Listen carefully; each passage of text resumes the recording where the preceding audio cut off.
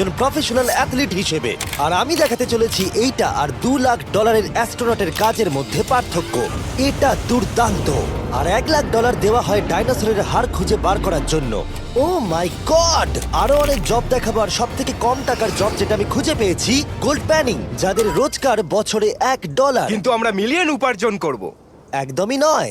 Basically gold প্যানাররা এটার মধ্যে প্রথমে মাটি দেয়, তারপর জলের মধ্যে এটাকে নাড়াচাড়া করে, তার ফলে গোল্ড ফিল্টার্ড হয়ে নিচে পড়ে যায়। কিন্তু এটা সহজ নয়, কারণ 5 ঘন্টা খোঁজার পরেও আমি সত্যি বলতে কিছুই পাইনি। ও বয়েজ, আমি গোল্ড পেয়েছি। এই ছোট্ট জিনিসটার মূল্য কত হবে? এটা হবে 2 সেন্ট। আমি এটাই বলতে চেয়েছিলাম। সারা বছর এই কাজটা করে তুমি মাত্র $1 রোজগার করবে, কিন্তু সৌভাগ্যবশত আমরা সেই জব করতে চলেছি যেটা করে বছরে $10 মিলিয়ন রোজগার করা যায়। কিন্তু প্রথমে দেখা যাক যে কাজ করে মানুষ বছরে $1 লাখ রোজগার করতে পারে। মিউজিয়ামের জন্য ডাইনোসরের বোন খুঁড়ে বার করা। আর হ্যাঁ, এগুলো ফেক, কারণ ওদের অস্তিত্ব আর নেই। এটা হলো আমাদের কাজ করার জায়গা। এগুলো কি সত্যি ডাইনোসরের বোন? হ্যাঁ একদম, আমি এখানে 17 বছর সত্যি? ধরে রয়েছি, আর আমি আমার কেরিয়ারে যত ধরনের বোন দেখেছি তার মধ্যে এটা সব থেকে বড়। এটা হলো থাই বোন, এই যে এখানকার, আর এটা 4 ফুট লম্বা। উদাহরণ হিসেবে এই যে একটা ডাইনোসর, তার সমান হলো 6টা কালকে ওপরে ওপরে দাঁড় করিয়ে দেওয়া। আমার হাইট 6'5". এগুলি মূলত মিনি জ্যাক হ্যামার। এই তো ভালোই করছো। ওর কোনো আইডিয়াই নেই ও কি হ্যাঁ, করছে। ওর কোনো আইডিয়াই নেই। আশ্চর্যের বিষয় হলো এটা করতে গিয়ে আমরা ভয় পেয়ে যাচ্ছিলাম। উপস। একটু সাবধানে। কাজটা একটু এগোতে আমাদের 5 ঘন্টা সময় কেটে গেল। তারপরে এক্সপার্টের সাহায্য নিয়ে আমরা কাজটাকে মোটামুটি এগোতে পারলাম। আমার গোটা কেরিয়ারে দেখা এটা হলো সব থেকে বড় একটা বোন। আর তুমি চাও এটাকে আমি আর কাল টাচ করি? একদম। যদি আমরা এটাকে খারাপ করে দিই? যশ, এটার ওয়েট কত হবে? মোটামুটি 2250 পাউন্ড? হ্যাঁ। এর ওজন তো নোলানের মায়ের 10 ভাগের 1 ভাগ। ও মাই গড, এটা তো দারুণ। এখন যেহেতু এই হাটটা এতটাই প্রাচীন, তাই আমরা এটাকে তোলার আগে ভালো করে সংরক্ষণ করলাম, না হলে এটা দুটুকরো হয়ে ভেঙে যেত। আশা করবো তোলার সময় এটা ভেঙে যাবে না। 1 2 3 Three. কিন্তু খুব ভালো। এদিকটা নিয়ে এসো। খুব ভালো। এই প্রথমবার কোনো মানুষ এটাকে বয়ে নিয়ে যাচ্ছে। একজন ইউটিউবার ডাইনোসর বোন নিয়ে যাচ্ছে। টেবিলের সামনেটা নিয়ে চলো। ঠিক আছে। 1 2 চলো। এই তো খুব ভালো। কাল তোমার হাতটা দেখবে। বিশ্বাস করবে কিনা জানি না, কিন্তু এই ডাইনোসর বোনটা তার জায়গা খুঁজে নিল একটা মিউজিয়ামে। আর যেহেতু মিউজিয়াম খুবই বোরিং হয়, তাই আমরা চলে গেলাম $2 লাখ জবে, নাসাতে অ্যাস্ট্রোনট ট্রেনিং। আর আমার প্রথম মিশন হলো একটা অফিসিয়াল লুনার রোভার চালানো। এটা নিশ্চয়ই একদিন চাঁদে থাকবে। হ্যাঁ, এটাতে করেই একদিন আমরা চাঁদে ঘুরে বেড়াবো। ওরা আমাকে কেন এটা চালাতে দিল? দরজাটা খোলো। আমি এটাকে কি করে চালাবো? ওই স্টিকটাকে সামনের দিকে করো। এক্ষুনি? হ্যাঁ, করো, সামনের দিকে করো। অন্য কেউ চালাও, ও আমাদের মেরে ফেলবে। আমার ভয় লাগছে। হ্যাঁ, ঠিক হচ্ছে। ও, এটা তো দারুণ। চলো এবং টুইস্ট করো। ডান দিকে? ডান দিকে বা বাঁ দিকে, যেদিকে খুশি করতে ও মাই পারো। গড, ওখানে তো কার আছে? এটা কি রাস্তায় চালানো লিগ্যাল? হ্যাঁ, এখানে রাস্তায় লিগ্যাল আছে। ও, এটা সত্যিই দুর্দান্ত। আমরা সাইড হয়ে যাচ্ছি কেন? আমি জানি না এটা কি করে সোজা চালাবো, আর আমার যেন মনে হচ্ছিল আমি ড্রিঙ্ক করে এটা চালাচ্ছি। কিন্তু তাও আমি এটাকে নাসার লুনার ট্রেনিং ইয়ার্ডে নিয়ে যাওয়ার চেষ্টা করছিলাম, যেখানে আসল টেস্ট ছিল। ও অফরোডিং, ও গড। ও, এটা তো খুব লাফাচ্ছে। তোমরা চাও এই হিলটা দিয়ে চালিয়ে আমি নিচে নামি? এটার মধ্যে কি কোনো সিট বেল্ট নেই? এখানে একটা সিট বেল্ট আছে, কিন্তু আমরা ইউজ করি না। হ্যাঁ, এখানে সিট বেল্ট আছে, কিন্তু কেউ ইউজ করে না। এটা জেনে ভালো ও, লাগলো। এটা তো খুবই স্টিপ। ও ওরে বাপরে, আমরা কি সত্যি নিচে নামবো? আমার সিট বেল্ট চাই এক্ষুনি। ও মাই গড। দাঁড়াও, আমরা হিল থেকে সাইড হয়ে থামাও, নামছি। থামাও ঠিক আছে, গাড়িটাকে। ঠিক আছে, তোমার হাতটা তুলে নাও যাতে ওরা দেখে আমি চালাচ্ছি। আরে ও তো সত্যি তুলে নিল। ঠিক আছে, আমি আরে, উঠে যাচ্ছি, নিককে না, দিচ্ছি। না, না, না, দাঁড়িয়ে এখানে পড়ো। বসো। না, আমরা কি ফ্রেটারে সাইড হয়ে নামবো? ধরো আমাকে কাল। ধরো আমাকে। ল্যারান, আমি বলতে চাইছি তুমি চাঁদে কিন্তু সার্ভাইভ করতে পারবে না, না। আমি নিশ্চয়ই পারবো। এর পরের ট্রেনিং এ নাসা আমাকে দেখালো তাদের বিশাল স্পেস ফেসিলিটি। ওরে বাবারে, এটা হলো পৃথিবীর দ্বিতীয় বৃহত্তম পুল। সত্যি কথা বলতে মনে হচ্ছিল ওরা আমাদের কি ট্রেনিং দিচ্ছে, বিশেষ করে যখন আমাদেরকে স্পেস স্যুট দেখানো হলো। আমি যতদূর জানি তুমি একটা স্পেস স্যুট পরলেই তুমি অ্যাস্ট্রোনট হয়ে যাবে। কিন্তু এর মধ্যে একটা গন্ডগোল আছে। স্পেস ওয়াকে তোমাকে কি ডায়পার পড়তে হয়? তোমাকে 12 ঘন্টা স্যুটটা পরে থাকতে হবে। ওয়াও, এই নাও। এটা সত্যি একটা অ্যাডাল্ট ডায়পারের মতো। ওকে, আচ্ছা, একটু সাবধানে। হ্যাঁ। এটা হাতে তৈরি করা। এটা পরে কিন্তু অনেকবার স্পেসে ঘোরা হয়েছে। তার মানে আসল অ্যাস্ট্রোনটরা এটা মনে পড়েছে। রেখো, ওই অ্যাস্ট্রোনটটা কিন্তু এর মধ্যে টয়লেট তুমি করেছে। কি এর মধ্যে টয়লেট করেছো? আমি না, এই স্যুটটায় নয়। ঠিক আছে।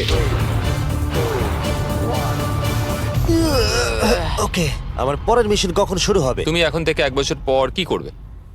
ভেবে দেখতে হবে। ওকে ওকে। আমার ট্রেনিং এর ফাইনাল স্টেপে সবথেকে দুর্দান্ত জিনিসটা আমি করেছিলাম। ওরা আমাকে মুন টাচ করতে দিল। না না, এটাকে জোরে টানতে হবে। এটার ওয়েট 9000 পাউন্ড। এটার ওয়েট 9000 পাউন্ড। ভাই, দারুণ। পৃথিবীর মধ্যে এটা সব থেকে বড় চাঁদের পাথরের কালেকশন। আমার বিশ্বাসই হচ্ছে না এটা আমি করতে যাচ্ছি। তুমি এখন জানলে আমাদের ইউটিউব চ্যানেল আছে। হ্যাঁ। ও মাই গড, এগুলো সোজা মুন থেকে নিয়ে আসা হয়েছে। তুমি আমাকে এটা ছুঁতে দেবে, তার কত পার্সেন্ট চার্জ আছে? 0। গতকাল আমরা একটা ডাইনোসরের ফসিল খুঁজে বার করেছি, তাই আমি এই বিষয়ে এক্সপার্ট। আমি এটা টাচ করি। না। চেষ্টা তো করলাম। এই যে মেটেরিয়ালটা দেখতে পাচ্ছ, এটা হলো আসলে লুনার সয়েল। ও মাই গড তুমি এখন চাঁদকে ছুঁয়ে ফেললে। ও এটা তো দারুণ। তার মানে এই টিউবের ভেতরে চাঁদের মাটি আছে, আর এটাকে নিয়ে আসার পর খোলাই আর হয়নি। তোমরা চেক করনি তাহলে এর ভেতর তো এলিয়েনও থাকতে পারে হ্যাঁ, চাঁদ থেকে আনা হয়েছে তাই থাকতেই পারে। দাঁড়াও। থেকে এটা আমরা চাঁদ শুনলে? থেকে। আর তারপরে আমরা এলিয়েনরা যে সত্যি আছে এটা জানার পরে আমরা গেলাম স্ট্র্যাটোস্ফিয়ারে আমাদের পরের জব করতে। সেখানে নোলান আর গার্ল একটা প্লেন চালাবে। আমি আগে কোনোদিনও প্লেন চালাইনি। আমরা জানি না আমরা কি করছি প্রথম দিনের ফ্লাইট ট্রেনিং এ তোমাদের স্বাগত। আমি মজা করছি না, ছেলেরা প্রথম প্লেন চালাতে চলেছে, তাও আবার মাত্র একবার এই ফ্লাইট সিমুলেটরে প্র্যাকটিস করার পরে। আচ্ছা, এটা হলো আমাদের থ্রটল। এটা পেছন দিকে টানলে এটা স্লো হবে, ঠিক এইভাবে। ও মাই গড। আর নোলান ক্র্যাশ করার পরে, ক্র্যাশ করার পরে এবং ক্র্যাশ করার পরে, প্লেনটাকে ক্র্যাশ করে দিলে তারপরে যদিও সে সাকসেসফুলি ল্যান্ড করিয়েছে, আর সেই কারণেই সে আসল প্লেন চালাবার অনুমতি পেল। বাপরে, আমার খুব ভয় এই, লাগছে। তুমি এটা করতে পারবে না নোলেন, প্লিজ তুমি আরো ভালোভাবে প্র্যাকটিস করে এসো।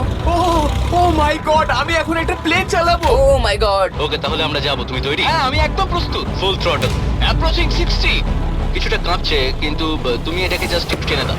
আমরা টেক অফ করছি। এই তো, খুব ভালো। ও মাই গড, তোমার প্রাণ এখন আমার হাতে। এ সত্যি এই পুরো জিনিসটাকে একা কন্ট্রোল করছে। হ্যাঁ, ও সবকিছু একাই করছে। আচ্ছা, টার্বুলেন্সের জন্য ক্র্যাশ হয় না তো? কি বলি? এটা দেখো, আমি এখন ডান দিকে যাব। চলো। ডান দিকে চলো। ও মাই গড, আমরা হেলে যাচ্ছি।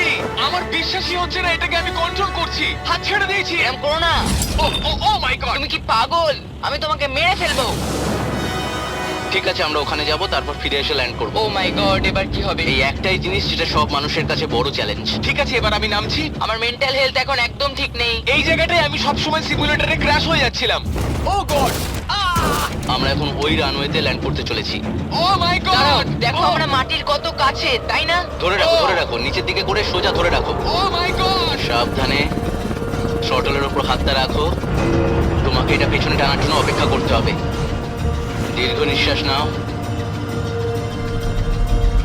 এবার আমরা নামছি। আমরা নেমে পড়েছি। করে ফেলেছো ভাই। আমি একটা প্লেন ল্যান্ড করালাম। ও মাই গড। ও বলছিল আমি পারবো না, কিন্তু আমরা এখনো বেঁচে আছি। তুমি আমাকে মেরে ফেলোনি। আমি সত্যি অবাক হয়েছিলাম যখন আমি শুনেছিলাম বছরে $1 মিলিয়ন রোজগার হয় হ্যান্ড মডেলিং এ। কিন্তু সেটা তখনই হবে যখন আপনি পৃথিবীর হাইস্ট পেড হ্যান্ড মডেল হবেন। এ একজন ডাক্তারের থেকে 5 গুণ বেশি রোজগার করে লোকেদের নিজের হাতের ছবি দেখিয়ে, আর এ অনেক কাজ করে। আপনারা যে সমস্ত ব্র্যান্ডের নাম শুনেছেন মোটামুটি সব ব্র্যান্ডের হয়েই কাজ করেছে।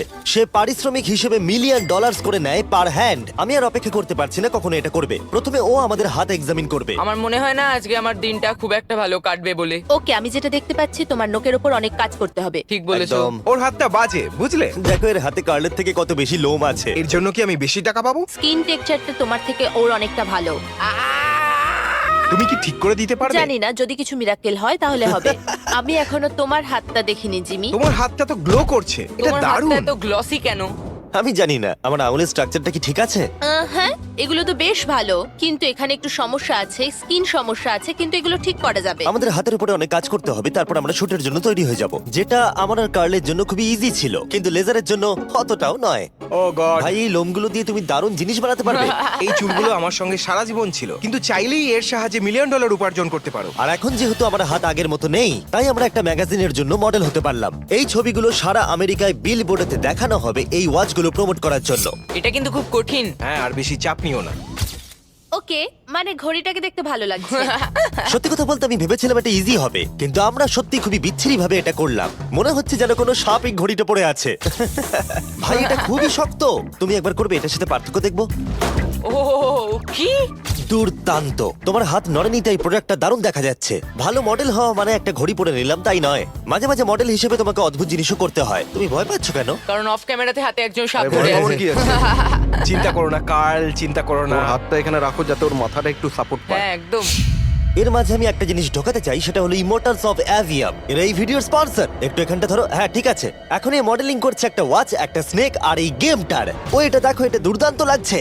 ইমর্টালস অফ অ্যাভিয়াম হলো একটা ফার্স্ট পার্সন ম্যাজিক শুটার, যেখানে তুমি জ্যাক নামের একজন প্লেয়ার হিসেবে এই পৃথিবীকে বাঁচাবে গার্ল। ও কি আমাকে বাঁচাবে?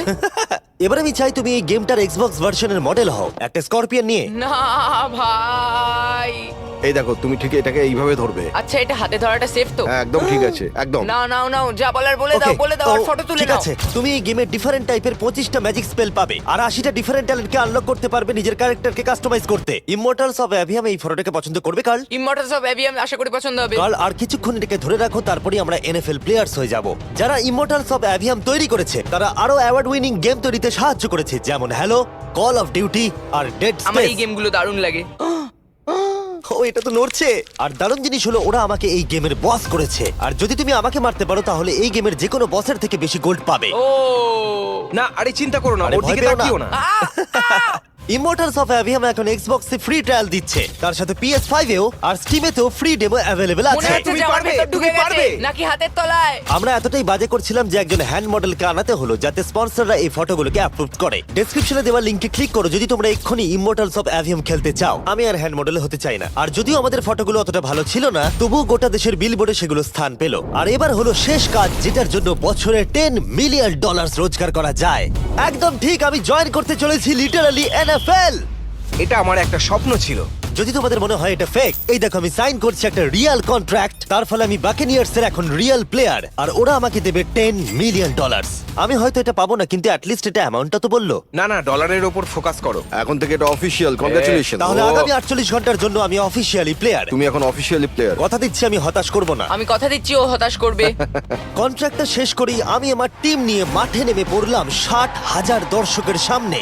প্রথম স্টেপ হলো ওয়েট ট্রেনিং। এটা হালকা হচ্ছে, ওয়েট একটু বাড়িয়ে দিই চলো। এই তো খুব আমার ভালো। মনে হচ্ছে না ওরা আমাকে 10 তোমাকে মিলিয়ন স্বীকার দেবে। খুব করতে ভালো হবে। হচ্ছে। তুমি কি উইনার নাকি তুমি ফ্যালকন? খুব ভালো।